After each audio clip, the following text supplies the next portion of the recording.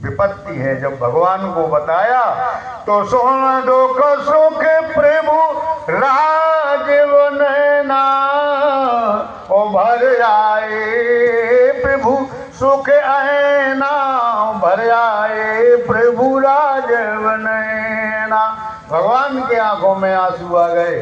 तो कहते हैं गोस्वामी तुलसीदास जी कि जब हम भगवान के चरणों से सुख और दुख, ध्यान देना, दोनों भगवान के चरणों से निकलते हैं। जब हम भगवान के चरणों से दूर हो जाते हैं तो हमें दुख मिलता है, और जब हम भगवान के चरणों के समीप जाते हैं तो हमें सुख मिलता है। सही है, पत्नी जो है चाहे तो पति को भगवान से मिला सकती है।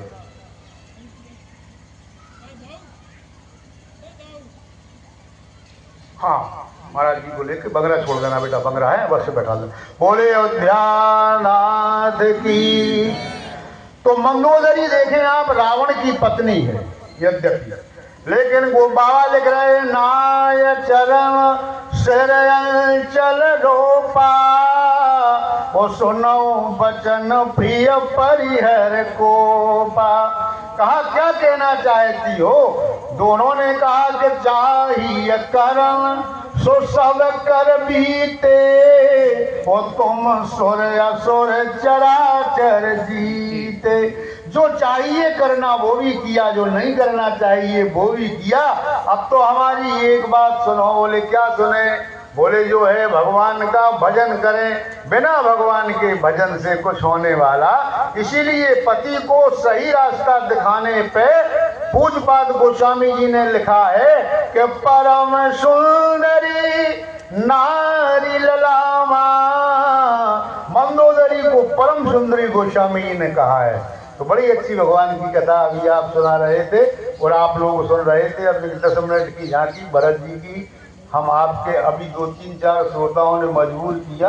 महाराज जी के सामने बोले नहीं 10 मिनट तो आप बोले ही नहीं रहे, बिल्कुल आप तो संचालन तो नीचे ही से कर दे। तो हमने कोई बात नहीं है। देखो सबसे बड़ी समस्या है, हमें ऐसा लगता है कि हम दूसरे की वस्तु को अपना समझ बैठे, ये हमारी गलती है। एक बार रामलीला के एक जो है अनाउंसर ने घोषणा की कि कलावती जल्दी में धोखे से अपने मकान की जगह दूसरे के मकान में ताला डाले आई हैं, कृपया वो जाकर के खोले आए। तो हमें लगता है कि जो हमारी चीज नहीं है उसे हम अपना समझ बैठे हैं, यही हमारी सबसे बड़ी गलती है। भरत जी महाराज की जब चली यात्रा तो गोस्वामी जी महाराज कह रहे हैं जराय सो संपत्ति सदन सुख, सारी संपत्ति में आग लग जाए, माँ सुहृद बात पे तो भाई, माता पिता बोले किसी की जरूरत नहीं, हम तो राम जी से मिलने चलेंगे।